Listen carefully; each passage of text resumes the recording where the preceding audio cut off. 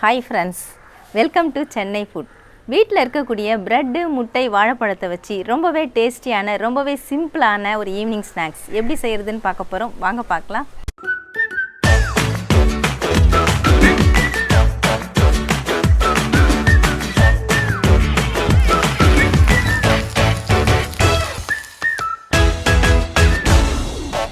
Snacks recipe பண்ணுறதுக்காக நான் 5 bread slice எடுத்துருக்கேங்க. இதை நம்ம மிக்ஸி ஜாருக்கு மாற்றிக்கலாம், பிச்சு போட்டுக்கலாம். இதை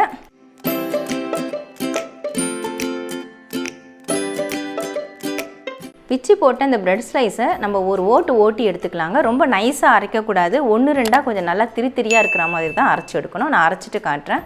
பிச்சு போட்ட பிரெட் ஸ்லைஸை நான் அரைச்சி எடுத்துகிட்டு வந்துட்டேங்க. இந்த மாதிரி பெருசாக இருக்கிற மாதிரி அரைச்சி எடுத்துக்கோங்க. இதை அப்படியே ஓரமாக வச்சிடலாம். அடுத்ததாக ஒரு மிக்சிங் பவுல் எடுத்துக்கோங்க. இதில் நம்ம முட்டையை உடச்சி ஊற்றிக்க போகிறோம். நம்ம 3 முட்டை எடுத்துருக்கோம். 3 முட்டையை நான் உடச்சி ஊற்றிக்கிறேன்.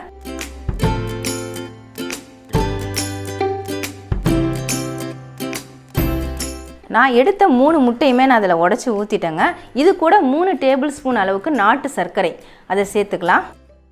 முட்டையும் நாட்டு சர்க்கரையும் நல்லா மிக்ஸ் ஆகணும். இந்த மாதிரி விஸ்க் வச்சு நல்லா மிக்ஸ் பண்ணி விட்டுக்கோங்க.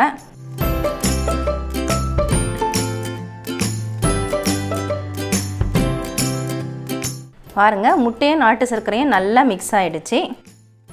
அடுத்ததாக இது கூட நம்ம அரைச்சி வச்சுருக்கிற இந்த பிரெட்டு தூள் அதை சேர்த்துக்கலாம்.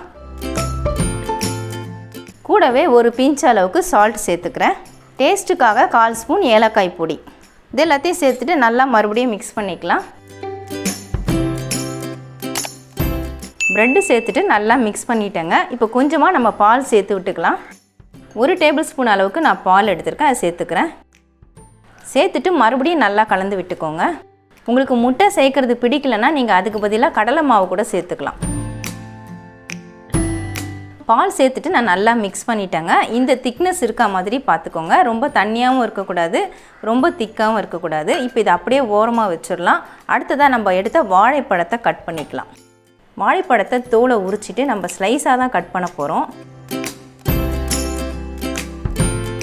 இதில் இந்த டாப் பாட்டம் அதை எடுத்துடலாம். எடுத்துட்டு ஸ்லைஸாக நீல வாக்கில் கட் பண்ணிக்கலாம்.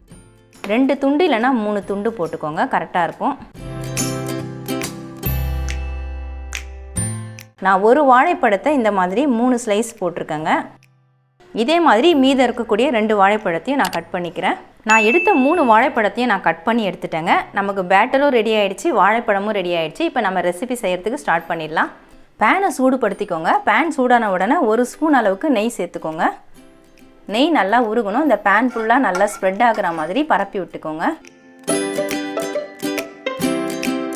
இப்போ நெய் நல்லாவே உருகிடுச்சு. நம்ம ரெடி பண்ண இந்த மிக்ஸ் அதை அதில் சேர்த்துக்கலாம். இந்த மாதிரி ஒரு மிக்ஸ் கொடுத்துட்டு அப்படியே அதில் சேர்த்துருங்க.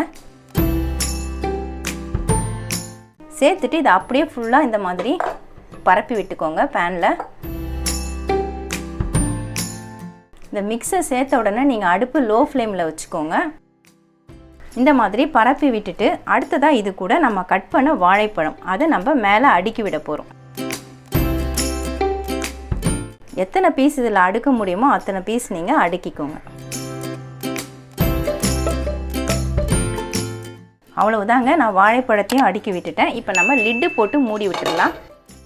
லோ ஃப்ளேம்லேயே வச்சுட்டு ஒரு 2 நிமிஷம் மூடி போட்டு விட்டுருங்க. மூடி போட்டு 2 நிமிஷம் ஆயிடுச்சுங்க. நான் மூடியை ஓப்பன் பண்ணிடுறேன். இப்போ இதை திருப்பி போட்டுக்கணும். திருப்பி போடுறதுக்கு இந்த மாதிரி ஸ்பூனை வச்சு சப்போர்ட் பண்ணிக்கோங்க. இந்த மாதிரி ஸ்பூனை சப்போர்ட்டு கொடுத்துட்டு அதுக்கப்புறம் கரண்டியை உள்ளே விடுங்க. அப்போ தான் ஈஸியாக இருக்கும். சட்டுன்னு திருப்பிடணும், ரொம்ப டைம் எடுக்கக்கூடாது. திருப்பிட்டு இந்த மாதிரி லைட்டாக ப்ரெஸ்ஸிங் கொடுத்துருங்க. மறுபடியும் 2 நிமிஷம் நம்ம மூடி போட்டுடலாம். லோ ஃப்ளேம்லேயே இருக்கட்டும். திருப்பி போட்டுட்டு நம்ம மூடி போட்டு 2 நிமிஷம் ஆயிடுச்சுங்க. நான் மூடி ஓப்பன் பண்ணிக்கிறேன். மறுபடியும் திருப்பி விட்டுக்கலாம். பாருங்கள், சூப்பராக வந்திருக்குது. வாழைப்பழம் மட்டும்தான் கொஞ்சம் நகர்ந்துருக்கு பீஸ் நம்ம திருப்பி போடும் பொழுது. அதை இந்த மாதிரி ப்ரெஸ் பண்ணி விட்டோம்னா நமக்கு அதில் சேர்ந்துடும். 2 பக்கமும் நல்லா வெந்துருச்சு பாருங்கள். நல்லா கோல்டன் கலரில் வந்திருக்கு. நம்ம சேர்த்து விட்ட அந்த பழம்லாம் நல்லா அப்படியே கணிஞ்சிருச்சு பாருங்கள். அதோட சேர்ந்து நல்லா ஸ்ப்ரெட் ஆகிடுச்சு. நல்லா ஃப்ளஃபியாகவும் இருக்குது. இப்போ நம்ம அடுப்பு ஆஃப் பண்ணிவிட்டு பிளேட்டுக்கு மாற்றிக்கலாம். ரொம்பவே ஈஸியாக எடுக்க வருது. பேனில் சுத்தமாக ஒட்டலை பாருங்கள். நான் ஒரே ஒரு ஸ்பூன் நெய் தான் விட்டேன், வேறு எதுவுமே நான் சேர்க்கலை. நம்ம முட்டை சேர்த்துக்கிறதுனால நல்லா ஃப்ளஃபியாக நல்லா கனமாக வந்திருக்கு.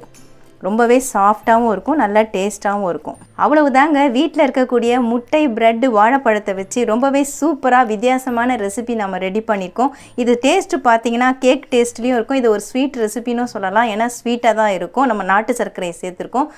ரொம்ப புதுமையான ரெசிபி. உங்கள் வீட்டில் இருக்கக்கூடிய கிட்ஸுக்கெலாம் செஞ்சு கொடுங்க, கண்டிப்பாக விரும்பி சாப்பிடுவாங்க. நீங்கள் கண்டிப்பாக ட்ரை பண்ணி பாருங்கள். வீட்டில் இருக்க பொருட்களை வச்சு ரொம்பவே டேஸ்ட்டான ஒரு ஈவினிங் ஸ்நாக்ஸ் எப்படி செய்கிறதுன்னு வீடியோவில் பார்த்துருப்பீங்க. கண்டிப்பாக ட்ரை பண்ணி பாருங்கள். உங்களுக்கு இந்த வீடியோ பிடிச்சிருந்தா லைக் பண்ணுங்கள், ஷேர் பண்ணுங்கள், சப்ஸ்கிரைப் பண்ணுங்கள். பக்கத்தில் இருக்க பெல் ஐக்கானை கிளிக் பண்ணிக்கோங்க. அதில் ஆல் ஒரு ஆப்ஷன் காட்டும், அதையும் கிளிக் பண்ணிக்கோங்க. நன்றி, வணக்கம்.